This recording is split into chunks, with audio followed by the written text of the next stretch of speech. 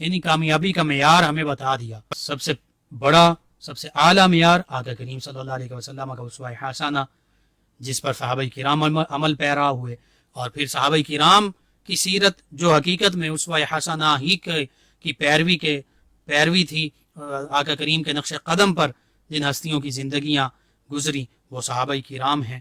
یعنی پھر صحابہ کرام کے جب ہم نقش قدم پر چلیں گے تو حقیقت میں یہ آقا کریم صلی اللہ علیہ وسلم کے نقش قدم پر چلنا ہے، کیونکہ صحابہ کرام علیہ الرضوان نے اپنی مرضی نہیں فرمائی، بلکہ آقا کریم صلی اللہ علیہ وسلم کہ سنت مبارکہ، آپ کے مبارک طریقہ، آپ کے مبارک طریقے، آپ کے اسوہ حسنہ، اسوہ کاملہ کو اپنایا۔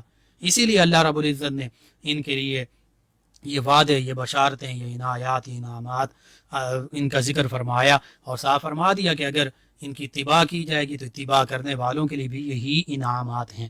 سیدنا عکاشہ بن محصن رضی اللہ تعالیٰ عنہ بھی اسی میں شامل ہیں۔ پھر تمام کے تمام صحابہ کرام نجوم ہدایت ہیں۔ اصحابک النجوم فبأیہم اقتدیتم اہتدیتم، اللہ کے پیارے حبیب صلی اللہ علیہ وسلم نے ارشاد فرمایا کہ میرے تمام صحابہ کرام علیہم الرضوان یہ ستاروں کی مانند ہیں۔ ستارے روشن ہوتے ہیں، چمکتے ہیں، دمکتے ہیں۔ آج اگر ہم حقیقی کامیابی پانا چاہتے ہیں تو پھر صحابہ کرام علیہم الرضوان نجوم ہدایت ان ستاروں کی پیروی کرنی ہوگی۔